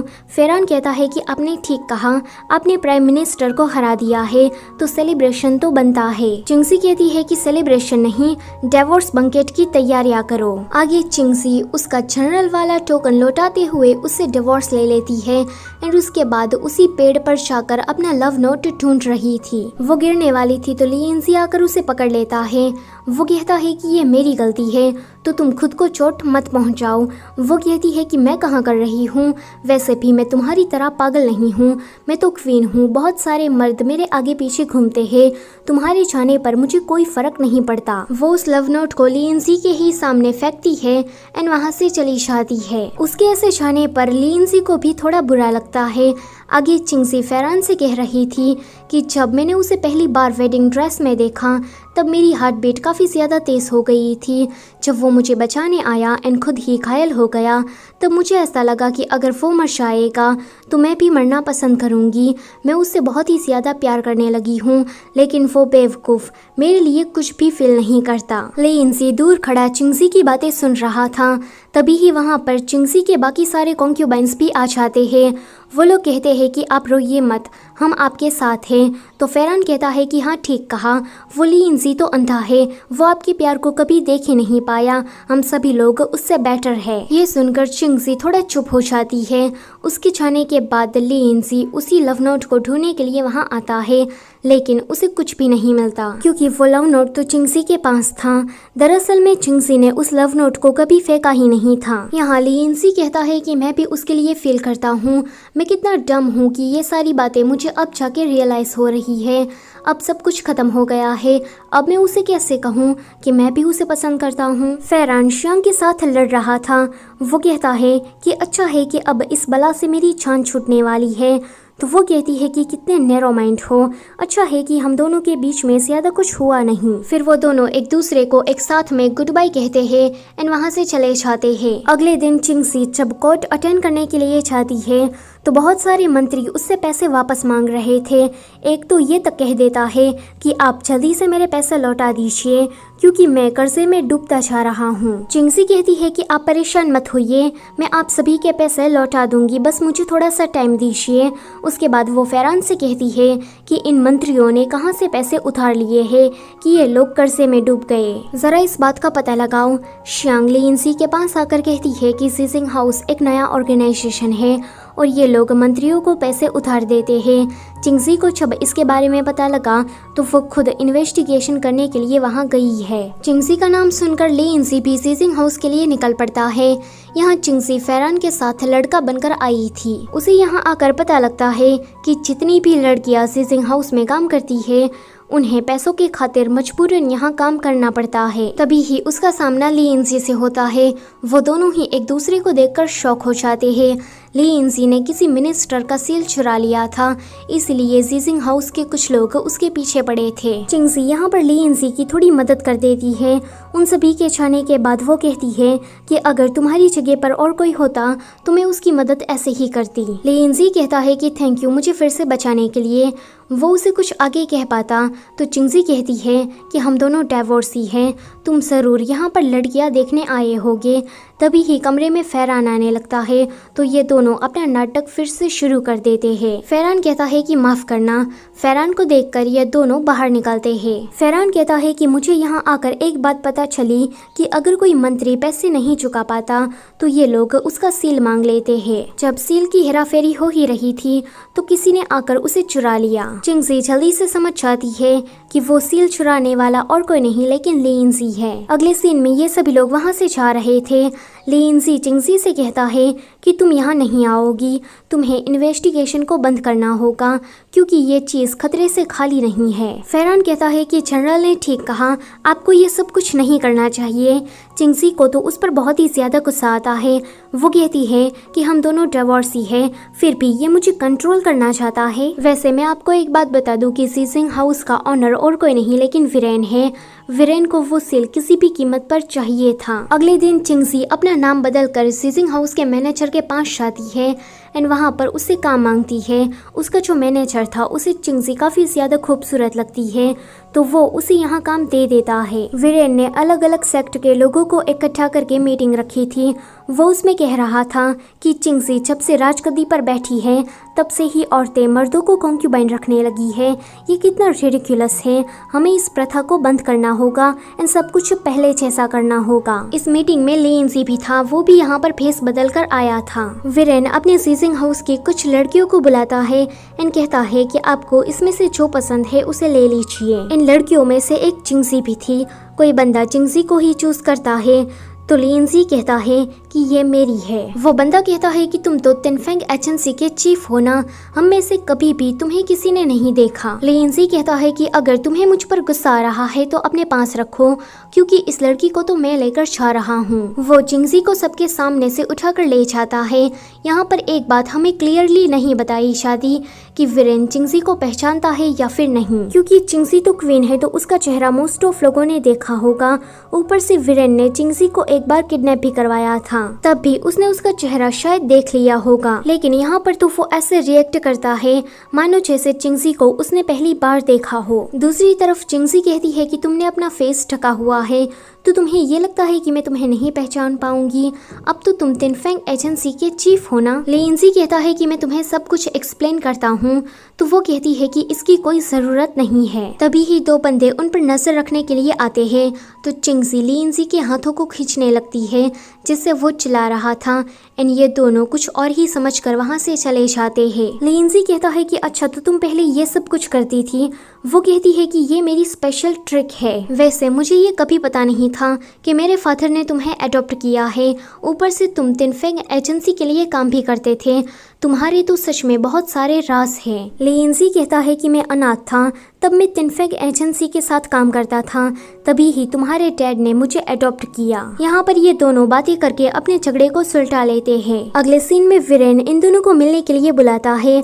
लिएनसी चिंगजी पर कुछ ज्यादा ही ध्यान दे रहा था, तो ये देखकर वीरेन को उस पर गुस्सा आता है, लेकिन वो ज्यादा रिएक्ट नहीं करता क्योंकि फिलहाल उसे तिनफेंग एजेंसी के चीफ की मदद की जरूरत है। वीरेन को देखकर ऐसा लग रहा था कि शायद उसे ये बात पता नहीं है कि तिनफेंग एजेंसी का जो चीफ है वही जनरल लिएनजी है। तभी ही वीरेन की गार्ड फेरान को पकड़ कर लाती है एंड कहती है कि यही स्पाई है और इसी ने ही सील को चुराया है। वीरेन फेरान को देखकर समझ जाता है कि ये तो वही बंदा है जिसको लिएनजी की जगह पर हमने किडनैप कर लिया था और ये तो क्वीन का आदमी भी है, इसीलिए वो उसे तुरंत मारने का ऑर्डर देता है। फेरान कहता है कि मैं स्पाई नहीं हूँ। वीरेन को तो फेरान पर बहुत ही ज्यादा गुस्सा आ रहा था क्योंकि फेरान क्वीन का यानी चिंगजी का कॉन्सर्ट है। वो तो उसे जान से मारने का ऑर्डर देता है, लेकिन लिएनजी कहता है कि ये क्वीन का कॉन्सर्ट है, अभी हाल ही में ही क्वीन ने डिवोर्स ले लिया है, तो सारी पावर अब फेरान के पास चली जाएगी, तो मेरे ख्याल से इसे जिंदा रखने में ही हमारा फायदा है। मुझे 3 दिन दो, मैं इसे हैंडल कर लूंगा।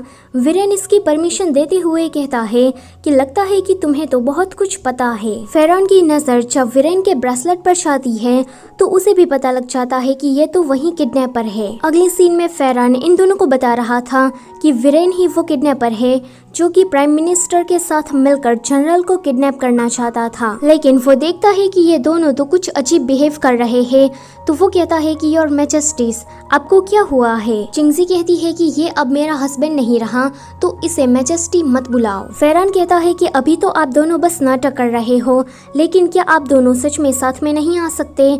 इस पर ये दोनों चुप ही रहते हैं। अगले सीन में ये दोनों फेरान को पीछे के रास्ते से भगा रहे थे, तभी ही बीच में वीरेन आ जाता है। लिएनजी कहता है कि मैं इसे टॉर्चर करने के लिए बैकयार्ड में ले जा रहा हूँ। वीरेन चिंगजी से कहता है कि तुम तो एक लड़की हो, तुम्हें ये सब कुछ नहीं देखना चाहिए, तुम मेरे साथ चलो। लिएनजी उसे कहता है कि तुम भले ही इस लड़की को अपने साथ लेकर जा रहे हो, लेकिन याद रखना कि ये मेरी वुमन है। वीरेन के जाने के बाद ये दोनों ही कहते हैं कि यह लड़का आखिर में करना क्या चाहता है और ये राजगद्दी के पीछे क्यों पड़ा है। यहाँ चिंगजी वीरेन से पूछती है कि तुम्हारा नाम क्या है, मैं तुम्हें क्या कह के बुलाऊं, तो वो कहता है कि मैं तुमसे छोटा हूँ तो तुम मुझे शाव वीरेन कह के बुला सकती हो। चिंगजी उसे पूछने वाली थी कि तुम्हें ये बात कैसे पता है कि मैं तुमसे उम्र में बड़ी हूँ, लेकिन वो ये सवाल नहीं करती। वो दोनों अभी बोर्ड गेम को खेल रहे थे। तभी ही चिंगजी की नजर वीरेन के ब्रेसलेट पर चली जाती है। वो उस ब्रेसलेट को बड़े ध्यान से देख रही थी। वीरेन उससे पूछता है कि क्या कुछ गलत है। वो कहती है कि कुछ भी नहीं। चिंगजी वीरेन को गेम में हराकर चली जाती है। उसके जाने के बाद वीरेन कहता है कि चिंगजी पहले तुम्हारे साथ लिएनजी था और अब तुमने तियांगफेंग एजेंसी के चीफ को भी फंसा लिया, सच में तुम तो कुछ हो। दूसरी तरफ बैकयार्ड में लिएनजी फेरान से पूछ रहा था कि तुम मुझे ऐसा कोई आइडिया दो जिससे चिंगजी मेरे पास वापस चली आए। फेरान कहता है कि तुमने ये क्वेश्चन सही बंदे से पूछा है, वो उसे लड़की बनकर कैसे एक्ट करना है वो सिखा रहा था। जेजिंग हाउस का मैनेजर उन दोनों को दूर से देख रहा था एंड बेचारा उन दोनों के सामने भी आ जाता है, तो फेरान उसे डांटते हुए कहता है कि मैं क्वीन का कॉन्सर्ट हूँ, लड़की पटाने की मेरी स्पेशल ट्रिक तुमने कैसे देख ली। मैनेजर कहता है कि मैंने तो कुछ भी नहीं देखा, मैं तो बस यहाँ से गुजर रहा था। फिर फेरान लिएनजी को एक फूल देते हुए कहता है कि तुम चिंगजी को यही दे देना। यहाँ चिंगजी वीरेन के उसी ब्रेसलेट के बारे में सोचते हुए कहती है कि वीरेन का जरूर मेरे डैड के साथ कोई रिश्ता होगा, क्योंकि ऐसा ब्रेसलेट तो बिल्कुल मेरे पास भी है। तभी ही उसके पास लिएनजी व्हाइट फूल लेकर आता है। वो उसे देखकर कहती है कि क्या फेरान मर चुका है, मेरा कॉन्सर्ट, मैं उसे गुड बाय भी नहीं कह पाई। लिएनजी कहता है कि फेरान मरा नहीं है, वो जिंदा है। तो वो कहती है कि ये फूल फिर किस लिए, अच्छा तो तुम ये मेरे लिए लाए थे। लिएनजी उसे मना करते हुए उस फूल को फेंक देता है एंड उसके बाद फेरान को यहाँ से बचाने का प्लान उसे सुनाने लगता है। वो कहती है कि जरा देखो तो टॉपिक बदल रहा है। अगले सीन में वीरेन फेरान को बेकार सा म्यूजिक सुनाकर उसे टॉर्चर कर रहा था, तो फेरान कहता है कि इसे बंद करो, मैं सब कुछ कन्फेस करने को तैयार हूँ। वीरेन कहता है कि जरा देखो तो चिंगजी ने अपना कॉन्सर्ट कितना वीक चुना है, क्या वो ऐसे लड़कों को पसंद करती है। फेरान कहता है कि क्वीन को जब पता लगा कि कुछ मंत्रियों ने तुम्हारे पास से पैसे उधार मांगे हैं, तो उन्होंने मुझे इन्वेस्टिगेशन करने के लिए यहाँ पर भेजा। मैंने यहाँ पर सील की हेराफेरी होते हुए देख ली, तो मैंने उसे चुराकर अपने प्राइवेट प्लेस पर छुपा दिया। वीरेन के लिए वो सील लेना बहुत ही ज्यादा इम्पोर्टेंट था, तो वो अपनी बॉडीगार्ड को फेरान के साथ बाहर भेजता है उस सील को वापस लाने के लिए। लिंजी म्यूजिक बजा रहा था तो चिंगजी कहती है कि मुझे भी बजाना है। लिंजी कहता है कि लेकिन तुम्हें तो नहीं आता ना। तो चिंगजी कहती है कि मुझे आता है, लेकिन मुझे सिर्फ तुम्हारे लिए ही बजाना है। दूसरी तरफ फेरान वीरेन की गार्ड से कहता है कि अब तो तुम्हें सील मिल गया तो मुझे छोड़ दो, लेकिन वो बॉडीगार्ड तो उसे मारने के लिए जा रही थी। तो फेरान कहता है कि तुम तो धोखेबाज हो, मैं लड़कियों पर वार नहीं करता, इसलिए मैं तुम्हें जाने दे रहा हूँ। लेकिन वो लड़की तो फेरान के पीछे ही पड़ जाती है एंड उसे जान से मारने की कोशिश कर रही थी। तो शियांग आकर कहती है कि ये लड़कियों पर हाथ नहीं उठाता, लेकिन मैं तो उठाती हूँ। यहाँ पर ये दोनों म्यूजिक बजाते हुए काफी ज्यादा क्लोज आ जाते हैं एंड इस बात का फायदा उठाते हुए लिंजी कहता है कि मैं तुमसे प्यार करता हूँ और इस बात का रियलाइजेशन मुझे बाद में हुआ, तो तुम क्या मुझे दूसरा चांस दोगी? चिंगजी कहती है कि मैं सोचूंगी। उसके बाद ये दोनों किस करते हैं। शियांग ने वीरेन की बॉडीगार्ड को मारकर भगा दिया था। फेरान उसे कहता है कि तुम अपनी बॉडी का जरा सा भी ध्यान नहीं रखती, देखो तुम्हें चोट लग गई, अगर यहाँ पर स्कार रह गया तो क्या होगा? शियांग कहती है कि ये तो मेरा काम है, वैसे तुम तो पैदाइशी हैंडसम हो, तुम काफी सेक्सी, वीक एंड अनरिलायबल हो, फिर भी पता नहीं क्यों मैं तुम्हें पसंद करती हूँ। ये सुनकर फेरान उसे किस करता है एंड फिर उसे दूर होकर कहता है कि लगता है कि मैं खुद को कंट्रोल नहीं कर पाऊंगा। लेकिन शियांग उसे तो कंट्रोल नाम के शब्द से कोई फर्क ही नहीं पड़ रहा था। वीरेन अपनी बॉडीगार्ड पर गुस्सा करते हुए कहता है कि तुम उस सील और फेरान दोनों को जाने कैसे दे सकती हो? तो वो कहती है कि माफ करिए, ये सब कुछ मेरी लापरवाही की वजह से हुआ है। वीरेन कहता है कि मुझे एक इमरजेंसी मीटिंग रखनी है, वहाँ पर तिनफेंग एजेंसी के अलावा सभी सेक्ट के लोग मौजूद होने चाहिए। लिंजी सोती हुई चिंगजी को देख रहा था। चिंगजी उसे कहती है कि तुम सो क्यों नहीं चाहते? तो वो कहता है कि मुझे नींद नहीं आ रही। चिंगजी कहती है कि जब मेरे डैड की मौत हुई तब तुम बैटल में चले गए थे, मुझे तो काफी डर लग रहा था कि कोई हमारी सिटी पर आकर हम पर हमला ना कर दे, और मुझे ये भी डर लग रहा था कि ये प्राइम मिनिस्टर राजगद्दी के चक्कर में भी मुझे मार ना डाले। मेरे डैड के विल के अकॉर्डिंग शादी से पहले अगर मुझे कुछ हो जाता है या फिर मेरी मौत हो जाती है तो राजगद्दी सीधी प्राइम मिनिस्टर को ही मिल जाती, क्योंकि वो मेरे सगे अंकल है। अगर शादी के बाद मेरी मौत होती तो राजगद्दी मेरे हस्बैंड को मिलती, इसलिए शुरुआत में मुझे तुमसे डर लग रहा था। ग्रैंड ट्यूटर ने मेरी सेफ्टी के लिए कुछ पर्सनल गार्ड को हायर किया। अभी जो सारे मेरे कॉन्क्यूबाइंस है वो मेरे पर्सनल गार्ड है। जब प्राइम मिनिस्टर को इसके बारे में पता लगा तो वो दोनों एक दूसरे के दुश्मन बन गए एंड एक दूसरे के साथ कम्पीट करने लगे। लिंजी कहता है कि अच्छा, तो वो सारे कॉन्क्यूबाइंस तुम्हारे पर्सनल गार्ड है जो कि तुम्हें सेफ रखते हैं। चिंगजी कहती है कि हाँ, फेरान भी उन्हीं में से एक है। मैंने उन लोगों से वादा किया है कि जब सब कुछ ठीक हो जाएगा तब मैं उन लोगों को आज़ाद कर दूंगी। लिंजी उसे कहता है कि इसमें मैं तुम्हारी मदद करूंगा एंड आगे से मैं तुम्हें प्रोटेक्ट करूंगा। उसके बाद हमें यहाँ पर इन दोनों का एक किसिंग सीन दिखाया जाता है। शियांग लिंजी के पास आकर कहती है कि फेरान अब सेफ है, लेकिन वीरेन की तरफ से सभी सेक्ट के लोगों को एक ऑर्डर मिला है कि हमें चिंगजी को मारना है। इस ऑर्डर को चिंगजी भी देख लेती है। वो कहती है कि इसका मतलब ये है कि उसे पता था कि मैं कौन हूँ। लिंजी कहता है कि तुम चिंता मत करो, मैं सब कुछ संभाल लूंगा। चिंगजी जाती है वीरेन के पास एंड उसे अपना ब्रेसलेट दिखाती है। तो वो कहता है कि तो तुम्हें पता लग ही गया। यहाँ पर हमें पता लगता है कि ये जो वीरेन है वो चिंगजी का सौतेला छोटा भाई है। चिंगजी कहती है कि अच्छा, तो तुम मेरे छोटे भाई हो, क्यों ना हम दोनों ही भाई बहन स्टेप बैक ले, तुम इस ऑर्डर को कैंसिल कराओ और उसके बदले में मैं तुम्हें चुनान सिटी में बिजनेस करने का मौका दूंगी। वीरेन कहता है कि तुम्हें ये लगता है कि मैं इतने में ही मान जाऊंगा? तुम प्राइम मिनिस्टर को उल्लू बना सकती हो, लेकिन मुझे नहीं, मैं उसकी तरह इडियट नहीं हूँ। वह अपनी पर्सनल बॉडीगार्ड को बुलाकर चिंगजी को बाहर कर देता है। अगले सीन में लिंजी उसे कह रहा था कि तुम्हें वहाँ जाकर झगड़ा करने की क्या जरूरत थी। चिंगजी कहती है कि मैं तो उसे गुस्सा दिलाकर प्रोवोक कर रही थी ताकि वो सब कुछ सच उगल दे, एंड गेस व्हाट, मुझे क्या पता चला, वो मेरे मंत्रियों को कंट्रोल कर रहा है। एंड दूसरी बात, वो मुझे जान से नहीं मारना चाहता, बस उसे मेरी राजगद्दी चाहिए। तभी ही उन दोनों को खबर मिलती है कि हुआयांग, जो कि इन लोगों का पड़ोसी देश है, उन लोगों ने शांति एग्रीमेंट को तोड़ते हुए अपने सैनिकों को सरहद पर भेजा है। लेइनजी कहता है कि पहले मैं इस सीजिंग हाउस को तबाह करता हूँ एंड उसके बाद युद्ध लड़ने के लिए चला जाता हूँ। तो चिंगजी कहती है कि बिल्कुल भी नहीं, मेरे पास एक अच्छा प्लान है। अगले सीन में लेइनजी कुछ सैनिकों को लेकर जनरल के गेटअप में सीजिंग हाउस में एंटर होता है एंड आते ही चिल्लाने लगता है कि कहाँ पर है वो कमीना तियानफेंग एजेंसी का चीफ, जो कि मेरी पत्नी के साथ घूम रहा है। उसको मेरे सामने लाओ, मैं उसका सर अभी के अभी कलम कर देता हूँ। वीरेन उसे देखकर कहता है कि जनरल सच में चिंगजी जैसी लड़की के लिए जेलस फील कर रहा है, यकीन नहीं होता। लेइनजी कहता है कि उस चीफ को मेरे सामने लाओ वरना मैं तुम सभी को मार डालूंगा। तभी ही वहाँ पर चिंगजी आती है एंड कहती है कि हनी रुको, मैं तुम्हें सब कुछ एक्सप्लेन करती हूँ। यहाँ पर वो सभी लोगों को एक इमोशनल ड्रामा सुनाने लगती है कि मैं तुम्हारे प्यार को कभी समझ ही नहीं पाई। जब तुम मुझे छोड़कर चले गए तब मुझे एहसास हुआ कि मैंने क्या गलती कर दी। अब मुझे इन बातों का रिग्रेट हो रहा है एंड मैं तुमसे फिर से शादी करना चाहती हूँ। सभी लोग इस इमोशनल ड्रामा को बड़े ध्यान से सुन रहे थे। तभी ही अचानक से वीरेन कहता है कि यही है चिंगजी, हमारे किंगडम की क्वीन। सभी सेक्ट के लोग चिंगजी पर हमला करने के लिए आ जाते हैं। लेइनजी भी अपने सैनिकों को लेकर तैयार था। फिर तो यहाँ पर एक छोटा सा युद्ध शुरू हो जाता है। फाइट के दौरान शियांग को बचाने के चक्कर में फेरान की मौत हो जाती है। इस फाइट में लेइनजी वीरेन के सामने भारी पड़ जाता है। वीरेन कहता है कि सिस्टर प्लीज मुझे जाने दो, ये सारी मेरी गलती है। तो वो कहती है कि मैंने तुमसे कहा था कि हम दोनों ही स्टेप बैक करते हैं, लेकिन तुमने बेशर्मों की तरह मुझे मारने की कोशिश की।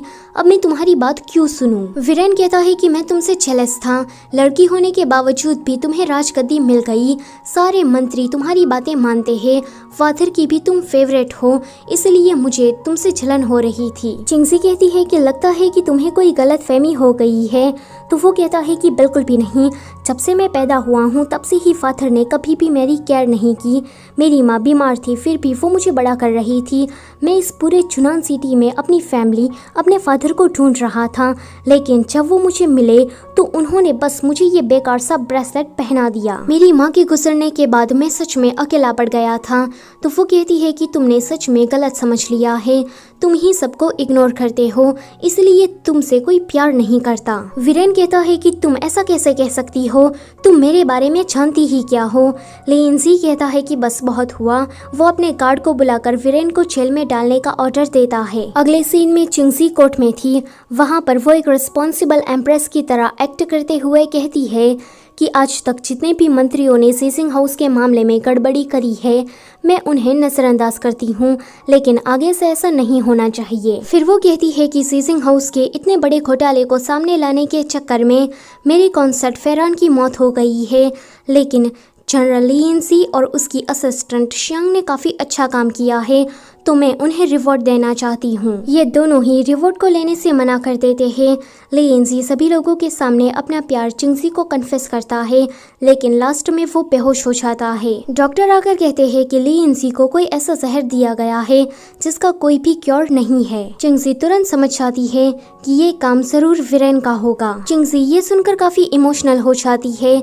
तो लेइनजी कहता है कि मैंने ऑलरेडी शियांग को 1.5 लाख सैनिकों को संभालने को दे दिया है एंड मेरी जनरल की टॉली भी उसे दे दी है। तुम खुद को ज्यादा तकलीफ मत देना और मेरे जाने के बाद खुद की केयर करना। तो चिंगजी कहती है कि तुम ऐसी बातें मत करो। अगले सीन में चिंगजी वीरेन के पास जाकर उसे कहती है कि जनरल को तुमने ही जहर दिया है ना, जल्दी से मुझे उसका एंटीडोट दो। तो वो कहता है कि तुम्हें ये लगता है कि मैं तुम्हें इतनी आसानी से एंटीडोट दे दूंगा। चिंगजी कहती है कि तो तुम्हें एंटीडोट के बदले में कुछ चाहिए एंड वो है राजगद्दी।